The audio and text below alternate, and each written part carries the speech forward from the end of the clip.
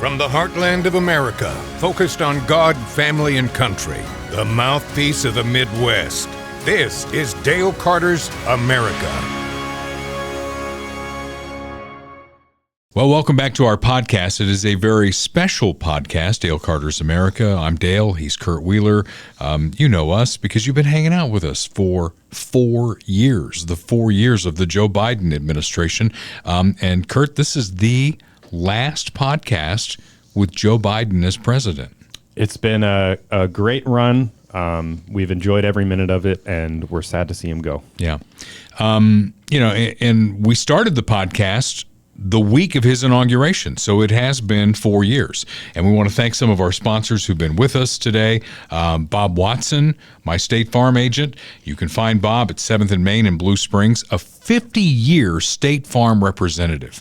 I wonder how many 50-year agents they have at State Farm. Bob's been through a lot at State Farm. He's seen a lot, and that's why he can help you. He's best suited to help you in the Kansas City area to bundle and save on home and car insurance. You'll bundle more if you'll save more if you bundle. That's the deal there. Auto, home, life, commercial insurance, licensed in both Missouri and Kansas. Bob Watson, a great guy and big-time supporter of Dale Carter's America.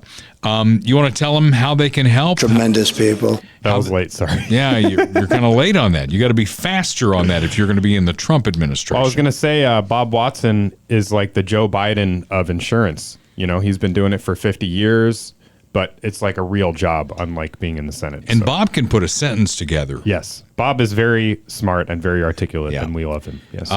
So you want to tell folks how they can help us, where they can watch us, where they can listen to us, and all that good stuff? Absolutely. Make sure you are subscribed on YouTube or Rumble for the video podcast. If you're watching this, make sure to subscribe, drop a comment, leave a like, all that good stuff. Share the video with your friends. That all helps us out tremendously, and we appreciate it. You can also find the audio-only podcast on Spotify, Apple Podcasts, anywhere you get your podcasts. And I am hoping, I don't want to say for sure, but I'm hoping this will be the last episode that we record in this room. We are going to be eventually recording in a new studio, which is my house. Wow. And yeah, so you can't see right now. This is the weird thing about this, just to kind of peel back the curtain a little bit here. We are not facing each other. No. That's the weirdest part about this. I'm facing this way, and you're behind me facing this way. So I'm looking at you on the screen. So in the new setup, we'll have a little bit more permanent lighting and stuff like that, because I have to come in and set this up every week fresh. So it'll be a little bit more permanent, a little bit better looking, and we'll actually be able to look at each other. Okay. Yes. It'll be our third studio that we've done the podcast in. Remember, we started in a very small room. It was audio only. Yep. And we've grown into this, and you're the reason we've grown into this. We've got television lights, we've got controls, split screens, we can show videos, which is why you should really try and follow along with the video version, because it's a lot more fun. I did not send you this slide, but I do want to share this. The weather in Kansas City has just been butt-ass cold, right? January definitely showed up this year. And I saw this slide from Channel 9, the local ABC affiliate. Through January the 10th, a third of the way through the month, 2025 is the 8th snowiest January in history in Kansas City, dating back, of course, to 1888. Right? The planet's 5 billion years old. We have records going back to 1888, and there are people out there that say you can read something into all of this. What I read into it is, as of a third of the way through the month, we had 13.4 inches. We're very close to being top 5.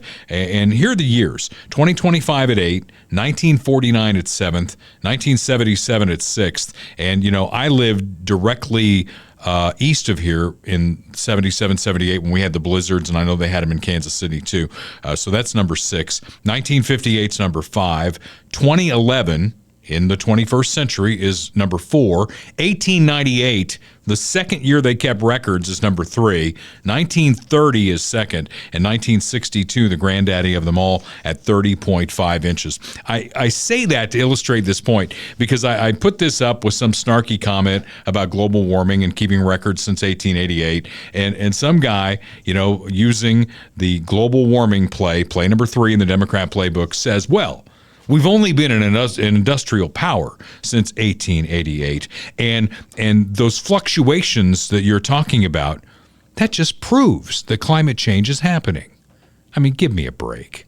Yeah, it proves that it's changing, at least, right? And we've said that all along. The climate is definitely changing. If you went back 5 billion years ago, you would see a much different planet Earth. Right. And, 200 years from now, it'll probably be a very different planet Earth. There was a time on this planet when the state of Montana was an ocean, right?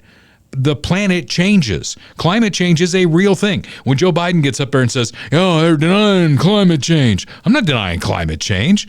I'm just saying there's not a whole lot we're going to be able to do about it. Ride it out, get the best energy policy that we can get, and do the best that we can to grow this economy. And I think that's what you're going to see in the change in president with Donald Trump coming in. So we have a lot to get to. We want to thank Dale, the other Dale in Blue Springs, Dale's Body Shop in Blue Springs, the original Dale's Collision Repair Shop. If you get in an accident, and we've had plenty of opportunities for that, there have been very small rush hours. What happens when you have a small rush hour is people drive faster. They have more wrecks. We've had snow and ice and all that. When you 200 car pileups. Oh, yeah. In the Grandview Triangle. Yeah. I'm sure Dale got a lot of that business.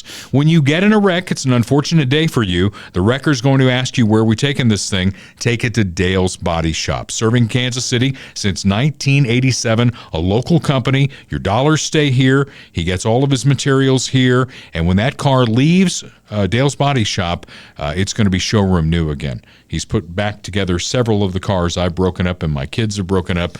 Dale Reynolds is a really good guy. Tremendous people. Tremendous people. Another tremendous guy is our good friend Kirk Doris and his partner Lori Hocker. They run Medicare Simplified KC. As you're approaching the age of 65, maybe you've got a family member who's 65, Medicare is a real mess. It's a real maze. And I can give you a real life story on this. My mother, who is turning 81 on February 13th, they had snow and ice in Indiana, just like we had it here. She fell in my brother's driveway and broke her ankle really badly. And she's in the hospital. She's had one surgery. She's going to have another surgery this week, and it's going to be a long road back. You think she's not using Medicare for all of that? Of course she is. Now, the question I have for you is, when you get to Medicare, which Medicare do you need? What supplement do you need? There are a lot of questions because it's not one size fits all. Kirk Doris and Lori Hocker navigate those waters every day. So as you approach 65, or if there's a change coming and you want to talk to them about what you ought to do, get on the phone and call them, 816-701-6661. Their website is MedicareSimplifiedKC.com. They're at 3600 South Nolan Road in Independence. You go to them, they'll come to you. And remember, they get paid by the insurance companies, not by you. So this is a great resource that you should be tapping into if Medicare is on the horizon for you. And it's on the horizon for a lot of people. So California, all they're thinking about in Southern California is, are we going to survive this? I mean, it's terrible. I saw somebody on Facebook say that they were unfriending people who were joking about it. Do you think anybody finds this funny? Who would find this funny? Yeah, I saw that post too, and we can leave the person anonymous, but we both know them. I haven't seen anything directly just like straight up laughing at people for like their house burning down. If that is the case, that's obviously unacceptable. Right. But you know what we have seen and what we're going to do today is talk about the failures that have happened. And I mean, there are people worthy of mocking in this situation, but obviously not the people who have been negatively affected by it. Well, so far, 24 people that we know of have lost their lives, and complete communities have gone down to rubble and all that. But the questions that are going to come out of this, and you're right, we're going to ask a lot of questions. How did this happen? Because California is essentially a desert. They built a community in a desert. They know that high winds come in this time of year every year. Were the reservoirs empty? I don't know. That was the initial reporting. And, you know, you got to kind of sift through all this to get to what the truth is. And I think ultimately we will get to the truth. But people are asking questions like, when the firefighters showed up and they put their hoses in the fire plugs, there was nothing there. I mean, that's a problem. Major problem. And I saw an interview with Gavin Newsom. I'm not sure where all the clips are coming here, but I saw an interview with Gavin Newsom where he said, well, this wasn't the state-operated reservoir. Who gives a shit? When my house is burning down, I want water put on the fire, right? Yeah. Here's just a quick clip of somebody. This was on a local Fox affiliate. They're talking about listening into the dispatch of the firefighters and them talking about there not being any water. And I heard you guys talking to Rick Caruso earlier and talking to Ed about the fire hydrant issues. And that absolutely sounds like it's going to be an issue and a big story, because I was listening in on the fire scanners earlier today, and I heard multiple times some of these strike teams calling out that they either weren't getting any water or weren't getting water pressure, and were asking to be reassigned because of it, because you can't fight anything if you don't have water. So that's going to be something that city officials are going to have to address tomorrow. I heard you ask the fire official earlier, can she comment on it, or can she deny, if it was an issue? She didn't deny it. She just said she's not ready to comment on it. Those are two very different things. Yes. So we're going to have to wait to see what they have to say about that tomorrow. But my heart just aches for all these folks. And you got the water on one hand, and then on the other hand, you've got forestry management, the brush cleaning up and all that. And I don't know what the issue is with the environment and global warming and all this other crap, where they couldn't get in there and do better forestry management and get that brush out of there. I mean, I saw James Woods on Fox over the weekend, and he was heartbroken because he was watching the fire approach his home, and he talked about the fact that there's all this brush. So there's all this fuel. You've got the wind blowing in at epic proportions like it does this time of year. All it takes is a spark. And when that spark happens, that's when this massive fire started. So why can't they get the brush cleared out of there?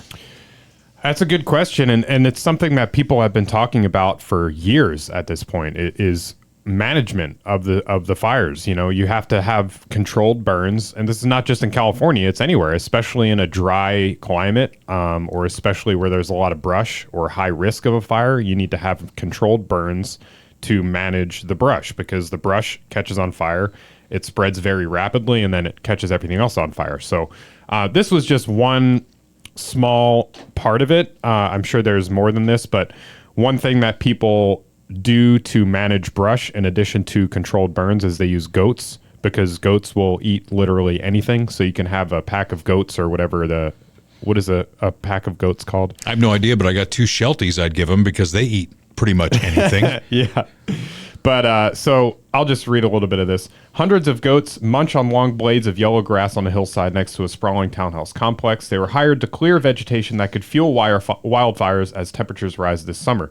These voracious herbivores are in high demand to devour weeds and shrubs that have proliferated across California after a drought-busting winter of heavy rain and snow. It's a huge fuel source. If left untamed, it can grow very high. And then when the summer dries everything out, it's perfect fuel for a fire, said Parks Superintendent for the city of West Sacramento, where goats grazed on a recent afternoon. Targeted grazing is part of California's strategy to reduce wildfire risk, because goats can eat a wide variety of vegetation and graze in steep, rocky terrain that's hard to access. But new state labor regulations are making it more expensive to provide goat grazing services, and herding companies say the rules threaten to put them out of business. The changes could raise the monthly salary of herders from about $3,730 to $14,000 per month, according to the California Farm Bureau. I also saw Gavin Newsom on television saying that they were going to cut through the significant red tape that you have to get through to build anything in California. So this really ought to be a wake-up call for the voters of California, and I think it is. They're like, wait a minute, we've been voting for these people year after year after year. They're making it difficult to get anything done, pretty much on every front, because of whether it's environmental or this or that, or saving this thing or that thing. And yet the sprawl that is civilization continues to grow in that area, in an area where water typically does not pond. Right. They've got to bring in water from somewhere else. Right. And that was another story that people were talking about, is that the water coming off of the mountains from the snow melt or whatever was just being redirected into the ocean and not captured. I haven't looked into that specifically, but people are pointing to Gavin Newsom as the governor of California for answers. Like, what have you been doing about all this stuff? What have you been doing about water management? What have you been doing about doing controlled burns and maintaining the brush? And he has no answers. I mean, he just is talking about finding answers now after all these people have lost their homes and people have died and all this stuff. And it's just a bad look for him. And I think his career is probably coming to an end. I don't know. Because you thought, he was the slickmeister of his generation who was going to come in 2028 and be the nominee and give whoever the Republicans put up a good run for their money. But you think this really stubs his toe? This is a bad look for him. Yeah, I mean, could he recover from it? Possibly. He is a very shrewd politician. He's smart, and he knows how to talk. I mean, this is just one example that I wanted to play. Somebody said that this is like psychotic body language, which I agree with. Just watch how he tries to spin the situation. Yeah. Watch how he uses his hands. It's not like Trump, which his hands are like charismatic and funny. It's like very psychotic body language, and he just looks crazy, and it's not a good look. He's reeling from this. So all of us want to know those answers, and I just don't want to wait because people are asking me. I want to know those facts. I want them objectively determined, and that the chips fall where they may. This is not about finger pointing. You say what to people who insist that these independent investigations or calls for them? Are you passing the blame on to other people? How could it be when we're doing an independent investigation and we just want the adjudication of the facts? As I say, it's not about finger pointing. It's about answering the questions you and everybody wants answered. And I think there's a propensity to wait to answer those questions. And people want immediacy. They want response and responsiveness. And so that's the idea. Ultimately here, does the buck stop with you? I mean, you're governor of California. You might as well be the mayor of California. We're all in this together. We're all better off. We're all better off. We're all better off. And we're working together to take care of people and to make sure people are supported. We're empathetic. What? Not just in the immediacy. Yeah. I mean, that's enough of that. But he's backed into a corner, man. Right. He's really backed into a corner. Well, these are the policies that people in California voted for, the people that they put in office and the things that they did. And I wonder, I look at this through the lens of how would DeSantis handle this if this happened in Florida? I think he'd be pissed off and he'd want to know the answers to the questions that we've raised. And what, you've got Gavin Newsom doing is he's deflecting. He's putting it here. He's putting it there. And I've seen other clips with him where, he's trashing Donald Trump out of this. Yeah. How does that happen? Well, speaking of Trump, I mean, he called this a long time ago. Like I said, people have been asking these questions. Gavin Newsom wants to talk about now, after the fire, he wants to say, well, we're looking into all these questions. We're seeking answers. We know the answers. We know all of these failures that have happened that are now coming out even more with the things that we've been mentioning.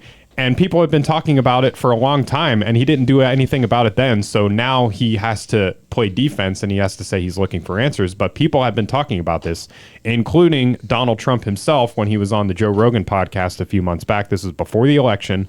He talked specifically about wildfire management in California. And this is just a short clip. We don't have to watch the whole thing. But let me give you one that you may not know. Okay. Which I think you know everything, actually. As a student of yours, but water, in Los Angeles you can't get proper amounts of water, right? And it's unbelievably expensive. And you might have a house in Beverly Hills, and they're actually thinking about rationing water. Can you believe it? I can believe it. I was in the farm court country with some of the congressmen. We're driving up a highway, and I say, how come all this land is so barren? It's farmland, and it looked terrible. It was just brown and bad. I said, but there's always that little corner that's so green and beautiful. They said, we have no water. I said, do you have a drought? No, we don't have a drought. I said, why don't you have no water? Because the water isn't allowed to flow down. It's got a natural flow from Canada all the way up north of water, more water than they could ever use. And in order to protect a tiny little fish, the water up north gets routed into the Pacific Ocean. Millions and millions of gallons of water gets poured. You got to see this. We're driving up, and I had never seen it before. It's like Iowa. It's the most fertile land. Iowa's blessed with great land. Idaho for a potato, right? Yeah. But they're just, by the way, some land is good for a potato, some land is good for corn. It's the craziest thing. I love the farmers. They're great. And we don't have to watch the whole thing, like I said, but he goes on to talk about the controlled burns as well with the brush management and everything. I mean, this has been on people's radar, including presidential candidates. It's not like some niche thing that only experts are talking about. Everyone knows about it, and they just haven't done anything about it, and now it's come to fruition, unfortunately. Well, I'll tell you what's always on Bernie Sanders' radar is any way to tie anything that happens into climate change. And that's the way that the far left washes their hands of this. They look at that and they go, oh, it's climate change. We told you about it. We told you about it I don't know how long ago. You didn't make any changes, and because you didn't make any changes, this is happening.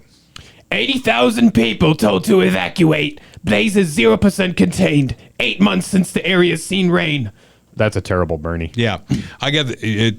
I knew who you were trying to do. Yeah. It's not as good as your Trump. No, my Trump's slipping too. Is it really? I don't have any time to practice my impressions. Well, maybe when we move the podcast studio to your home, you'll have plenty of time to go in there and rehearse.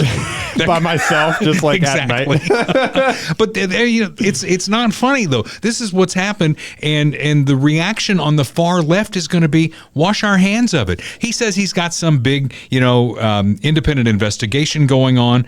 I don't know that I buy that. I think when all is said and done, we, the American taxpayers, are going to be asked to rebuild this area of California that they screwed up, and they're not going to take any responsibility for it, and they're going to continue down this road with these wackadoodle policies that get us to this point.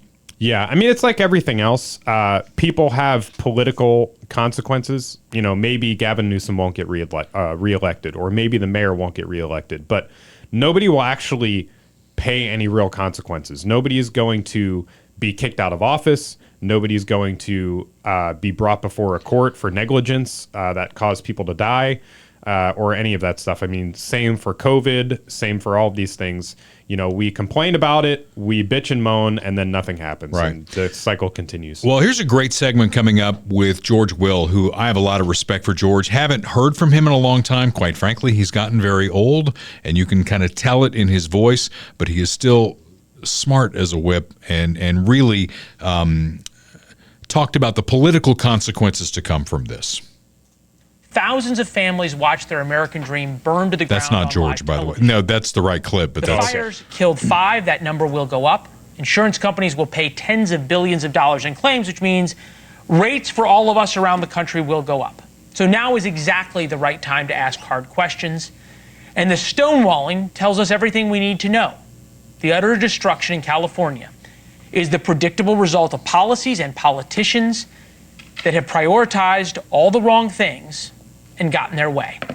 George Will is here, News Nation senior political contributor, Pulitzer Prize-winning columnist. Good to see you, sir. Fairness check. Am I being fair in that analysis? You are, and there's going to be an earthquake coming in California, the big real earthquake every once in a while. I mean, we've built a major metropolitan area in a desert on a tectonic fault. We're risking things. You ask for trouble in this naughty world, you get trouble, but there's going to be a political earthquake from this, Leland. The California government is so busy micromanaging life, from algebra classes in schools to the names of the schools, you name it, just protecting endangered species, doing all these things. And people are going to say, can we get the basic things right? Public safety, basic elementary. The fire hydrants working. Adam Carolla, of all people, the comedian, had some thoughts on the political earthquake. Take a listen. All these people who were deep blue Democrats are now going to have to pull a permit to rebuild. And they're going to get the 28-year-old bitch from the Coastal Commission telling them to go f*** off. And then they're going to vote for Trump or whoever's Trumpian next. California really is not going to go red. It's not going to go red, but in presidential elections. But this is a tremendous opportunity for someone. And if Kamala Harris thinks that she can now, with her funding base and her name recognition, waltz into Sacramento as governor of California, she might want to think again. Yeah. Well, that's enough of that. But you get the idea from George Will of the political consequences that are going to be paid. Local politics, and I was in local politics for a while, it's about getting things done. It's not left, it's not right. It's about getting things done. Residents have expectations for things to be done. For, when your house is on fire and the fire department comes, they plug into the fire plug, that there's going to be water flowing out of it. They count on their local politicians to keep them safe. Public safety is really big. It's all about competence, Kurt. And when you look at competence, California gets a failing grade. We had a lot of snow here in Kansas City. I don't know how the snow removal was in your new neighborhood. In my neighborhood, it got a failing grade. And there was a time, 2013, we had back-to-back blizzards, and we got great snow removal. So I reached out to my city councilman, right? And I said, what the hell? Right? My street, it's been a week and they haven't sent anybody down it. That's what you have to do as a citizen. You've got to hold these people at the local level and the state level, hold their feet to the fire. We've done that with Jackson County. Things we don't agree with in Jackson County. And we're going to have Sean Smith from the legislature on next week on the podcast. And there are things that we're going to talk to Sean about that we don't agree with living in Jackson County. And we want it changed. We've tried to move out of the county, and that's proven to be tough. But we're going to hold his feet to the fire. You've got to hold their feet to the fire. Okay? Government's the only institution, think about this, where failure is rewarded. Can you think of a federal program out there that has been stopped because it wasn't working? I really can't. I mean, I guess we could go through the budget and find something like that, but if you can find one, we'd love to hear it. Name a program that has been stopped because it was not working. Washington is the only place on this planet where when you take a look at the budget and you cut from a 6% increase to a 3% increase, Democrats squealed that it's draconian cuts and children are going to starve to death and old people are going to die. All right? Competence, I think, is coming back to the White House, right? With Donald Trump. You got a guy who wants to get things done. And maybe our hope and prayer is that California will return to competence at some point. I mean, it used to be a Republican haven. Ronald Reagan was the governor, right? Right. Republicans had a stronghold in California. They took a major left turn, and a lot of these policies are coming back to roost. And we'll continue to pray for our friends in the Golden Bear Republic. Midwest GI Health and Wellness, Dr. Mark Taormina. He's in Lee's Summit with his organization there, and they do the colonoscopy. And we've been talking about this as long as Mark's been a part of this. I always heard that 50 was the time when you go in to get your colonoscopy. They've lowered that because of the instance of colon cancer. God knows what we're putting in our bodies these days, but colon cancer is creeping younger. If you catch it early, you can treat it, and you won't die. If you don't catch it early and it grows, you're probably going to die. That's why 45 is the new 50. Now, Mark Taormina and Midwest GI Health and Wellness also do the upper GI. They can do both. You don't need to be referred by your physician. You can call and set the appointment. Of course, they take insurance. 816-836-2200. That's the number. You can find them on the web at MidwestGIHealth.com. And prep is always the thing that holds people back. I can tell you as a guy who had my colonoscopy this year with Dr. Taormina, that the prep has gotten so much easier. There's no excuse not to have your colonoscopy if you're 45 or older. Younger than 45 and symptomatic, you definitely need to get on the phone and talk to Dr. Taormina.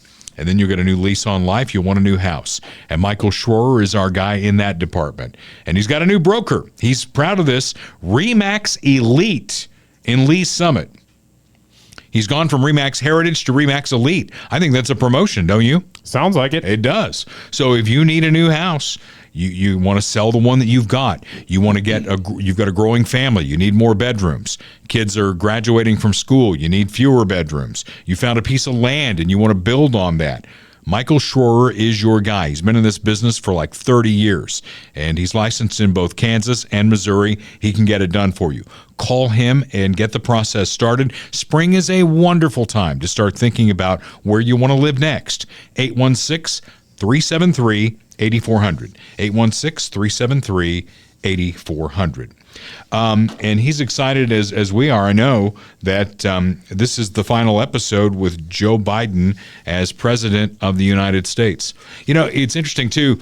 Obviously, we're excited about Donald Trump coming back. The 77 million people who voted for him are excited to have him come back. I think a lot of Democrats are excited about him coming back. Maybe they won't come out and say it. I mean, John Fetterman went down to Mar-a-Lago. There are Democrats who are going to talk to him, who are going to work with him. But a lot of Democrats, Kurt, are probably really tired of having to defend Joe Biden. Yeah. Or they're at least, excited about having a scapegoat again, somebody to crap on and blame everything on, I wonder. They couldn't do that with Biden, so now that Trump's back in, they can start complaining again. I wonder. Well, I think he'll get a honeymoon period. We talked about the 600-plus days between Inauguration Day and I think it was 653, if I recall correctly, between Inauguration Day and the 2026 midterms. Hopefully he's going to get a lot of stuff done. I think he's going to sign like 100 executive orders on day one. I mean, there's going to be a lot of stuff getting done. On the way out, though, we're going to crap on Joe Biden on the way out.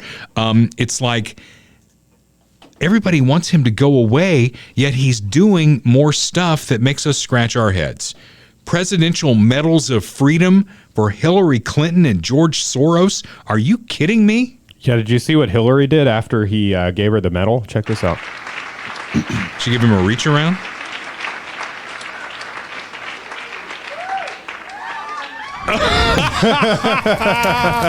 This is why you have to have the video version of Dale Carter's America. You want to do it again? Yeah, sure. Oh my gosh.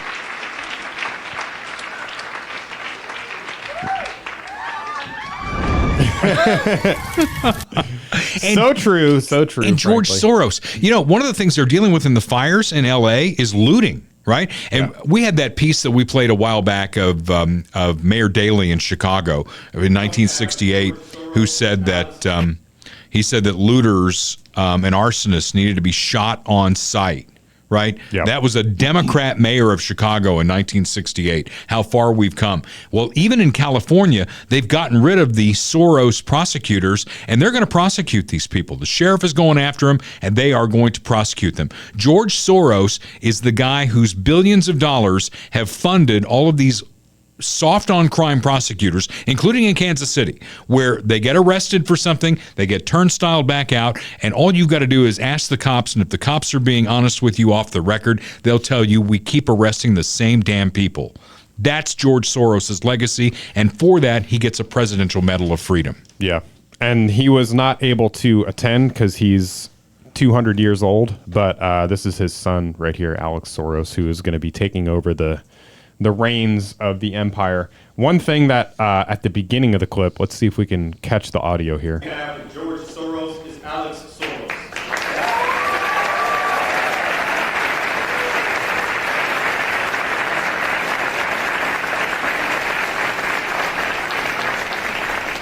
The Presidential Medal of Freedom is awarded to George Soros. Born into a Jewish family in Hungary, George Soros escaped Nazi occupation to build a life of freedom for himself and countless others around the world. Okay. What's the problem with that? Have we talked about this before? Go ahead. How did he escape Nazi Germany? Do you know the story behind this? I don't know. Well, he's admitted to this on camera, and it's been talked about in other places too, but supposedly he escaped because he helped the Nazis. He and his father went around and helped round up other Jews, and that was their ticket out. They helped the Nazis with rounding up the Jews. So awesome. Presidential Medal of Freedom for you, buddy. I guess you could say he escaped, So that's one way of putting it. Did Bill Nye, the science guy, get one too? Yeah, he sure did. Let's check that out. Here he is.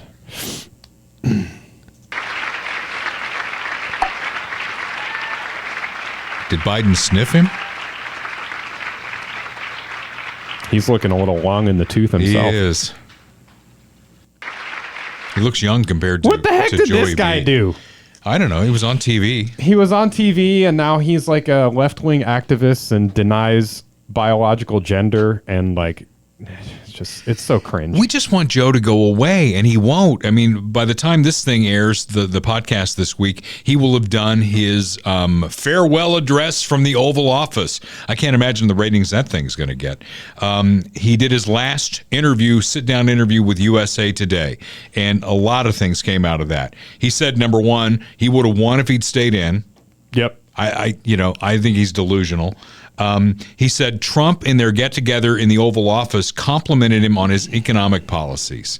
Do you believe that? No, I don't believe that. He says that he hoped, listen to this carefully, he says he hoped his pardon of his son wouldn't pave the way for other abuses of presidential pardons. Yeah. That's funny. And he warned Trump not to go after the people who went after him. So I don't know that any of that happened necessarily. Maybe it's in Joey's mind. I'm not quite sure on that. Says he wished he'd been able to end misinformation. Now, remember when they tried to establish the Disinformation Board? This was the group of people who referred to anybody who disagreed with them as Nazis. You're all Nazis. Well, it seems to me that the Nazis were the ones that had the Disinformation Board. And if you disagreed with the Nazis, they certainly had a solution for you. You might even say the final solution for you. Meta, they're going to go the other way. You remember this lady real quick? I do remember her. This is was going to be the head of the Disinformation Board. Pondering is really quite ferocious. It's when a huckster takes some lies and makes them sound precocious by saying them in Congress or a mainstream outlet. So disinformation's origins are slightly less atrocious. Yeah, I'm not going to miss her. Imagine dinner with her. Woo, boy. Oh, boy. Yeah. Well, Meta is going to go the other way. They're getting rid of the fact checkers. They're going to community notes. I saw something, and I can't reference it for you right now, where Gavin Newsom was trying to basically spin what was happening in California, and the community notes went after him ferociously. Americans are going to have to be their own fact checkers moving forward. You know, we've talked about that how many times? It's like, don't believe what we're saying 100%. Go crack a damn book. Right. Learn something. You know, don't just say, hey, I heard Dale and Kurt talking about this. It's 100% gospel. I don't know. We like to think we tell the truth, but what's the truth? There's only one gospel, and it's not this podcast. All right. So what else you got here? You got... this is Zuckerberg making an announcement about But there's also a lot of legitimate policy bad changes stuff out there. Drugs, terrorism, child exploitation. These are things that we take very seriously, and I want to make sure that we handle responsibly. So we built a lot of complex systems to moderate content. But the problem with complex systems... It's a long thing. Basically he's saying that he also did the kind of mea culpa Joe Rogan podcast thing that a lot of people have done where, you know, they get in hot water, and now they're trying to cover their reputation, and they go on Joe Rogan to, you know, get their asses kissed. Yeah. Which Rogan didn't really do. I didn't watch the whole thing, but he was kind of hard on him in a couple spots. But basically what they're doing is they're taking the Twitter model of the community notes, where instead of fact checkers from Facebook posting, you know, fact checks or context or whatever they want to call it, they're going to have community notes from the community that people vote on, and then it will provide additional context to whatever. So, I mean, it's better, I guess, but they still can't cover for what they did. And he admitted in the Rogan interview that the Biden administration contacted them about quote-unquote disinformation regarding the COVID vaccines and tried to get them to remove memes and remove posts and all that kind of stuff. It's very troubling stuff. So, well, Meta's also going to get out of the DEI business, and a lot of big companies are doing that. And we've talked about that before. You know, I'm all for equal opportunity. Equal opportunity is what this country is based on, not equality of outcome. That has to do with you and what's inside your heart and your mind and your willingness to work hard to get to where you need to be. And there's no better example of that. If you go to our Facebook page for today, I put this picture up of the head coach at Notre Dame. Notre Dame is playing for the national championship. They happen to have a black coach. So every reporter has asked this guy, Marcus Freeman, what will it feel like to be the first black head coach of a national championship team? How insulting is that? He's the head coach of the University of Notre Dame, and his response is classic. Your color shouldn't matter. the evidence of your work should. My God, is that not a bright white light moment? White, Dale? Really? All right. What do you want me to say? A black light where everything glows? I have no idea. I'm not worried about that kind of shit. I'm just telling you that this guy is spot on. And if more and more people jump on that bandwagon, Al Sharpton and Jesse Jackson will have to get actual jobs. Yeah, I mean, they're already becoming less relevant. We talked about it before. I think the DEI woke stuff is pretty much over. It's you're still going to have people harping on it this year, of course, the lefties and the media and the usual suspects. But for most average Americans, I think that's kind of lost a lot of its luster. They went too far. Weight. Yeah, the R word, the nasty R word, calling somebody a racist doesn't really mean so much anymore. Because they've overused it, right? It doesn't mean anything anymore. Right. A federal judge also striking down Biden's Title IX rewrite as unconstitutional. If that ever made it to the Supreme Court, they would knock it down as well. It won't have to at this point because a federal judge struck it down. Where Biden was going to make it okay for biological boys to play on the girls' team. It just makes no sense. Right? It's a safety issue. And as much as he wanted to rewrite Title IX, that is unconstitutional. Still, he hopes, Kurt, that he will be remembered as a great president. Remember when Nancy Pelosi said he belonged on Mount Rushmore? Yeah, that was fun. What was did her nose grow when she said that? Here's the test of this. Will there be a Joe Biden presidential library? I can't imagine it. Doesn't every president get one? Well, there are probably examples of those who don't get it. And if there is one who sticks out who should not get it, it is Joseph Robinette Biden Jr. I just can't imagine that anybody is going to fund it. I think even Democrats want this cat turd buried so they can move on. And like you said, maybe it's to, have somebody else to whip for a change in Donald Trump. We'll see. The president in waiting, we'll get to him in just a second. First, if you need a roof on your house, you need Austin Watterson. He's the guy who runs Royal Roofing and Solar. They did the roof on my house. They'd love to come out and do an inspection on yours, especially with the winter storms that we've had. You might have some issues in the attic. Let's get them out there and take a look at it. If you need a new roof, they are the folks to get it done. If you're a candidate for solar, and not everybody is, don't take the word of the door-to-door salesman who just wants to get your money. Get the questions answered that Mike Dale has for you, and you'll know if they can do a system for you that could replace your Evergy bill. Okay? 816-540-7057, Royal Roofing and Solar. You can find them in two different places on the internet, solarbyroyal.com, and I'm pretty sure those 16 questions that Mike Dale would ask you are there. He's happy to go through those with you as well. RoyalContractingKC.com. It all ties to that one phone number, 816-540-7057. If you need a new roof, these are the guys to get it done. I know they did a fantastic job for me. Very happy with the new roof over my house. Jim Dingman's got the pizza ready for you at Fun House Pizza, 50 Highway in Lee's Summit, 7 Highway in Blue Springs. And boy, it's if you're cold, you want to warm up, it's a great place to warm up with a pile-high topped pizza. He does that too, and you know that, right? Those toppings get heaped on to that pizza. The beverages are really cold. The environment is fun. If you're going to have a birthday party, anniversary party, 50th wedding anniversary party, that'd be fun to do at Fun House Pizza. And pretty soon we're going to be talking, when the weather gets warmer, we're going to be talking about Little League meetings. You have that to look forward to. When your little guy starts playing T-ball, Kurt, just wait. The parents will get together and you'll have pizza, and then you'll be playing the games and you'll be yelling at each other across the diamond. Parents are the worst. I'm trying to direct him into golf. He just got his first golf club the other day. So next Tiger Woods? Maybe. Hey, that would be all right. It all starts with a pizza party at Funhouse Pizza, 50 Highway in Lee's Summit, 7 Highway in Blue Springs. Tell Jim Dingman that you're a big fan because he's a Marine, Semper Fi.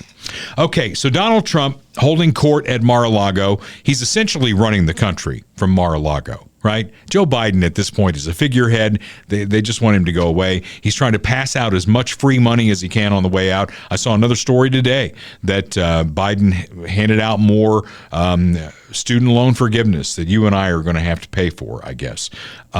So he's doing that on the way out. John Fetterman, the Democrat senator from Pennsylvania, went down to Mar-a-Lago to meet with Donald Trump. I like that. I want to see some bipartisanship because to me, Donald Trump is not an ideologue, right? I know you are, Kurt. You're very conservative, right? It comes down to your ideology. Donald Trump is a practical guy. He's a guy who's built things. He's built huge buildings. He's done huge deals. That's what he wants to get done. He wants to get the deal done. He wants to get us back to where we were, before Biden came in and wrecked the whole thing. That means a secure border. That means getting us energy independent again. There's so many things that are going to be fixed. It may take a little time, but so many things that are going to be fixed by Donald Trump being the president of the United States. Questions I have, though, from his big press conference. Does he really want to make Canada the 51st state? I hope so. What would be the point of that? If you made Canada the 51st state, they're all a bunch of lefties up there, right? Well, there's Canada, there's Greenland, there's the Gulf of America, there's the Panama Canal. This was, I haven't pre-screened this clip, but this, based on the caption, I'm curious what happens here. You were just talking about Fetterman and Trump. Hey, Senator. Can we ask you what you hope to get out of your visit to Mar-a-Lago to talk to Donald Trump? What are we talking about here? Is there some news? There's some news. We hear that you're going to be heading down to Mar-a-Lago. Yeah, I've heard that. Yes, I've heard that. Yeah. What will you be discussing with the president?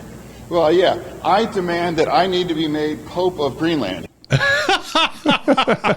That's pretty funny. I got Fetterman is a funny guy. Yeah. Right? I worried about him because whatever illness he had, he seems to have come on the other side of that. He's putting actual sentences together now. He's still wearing the hoodie.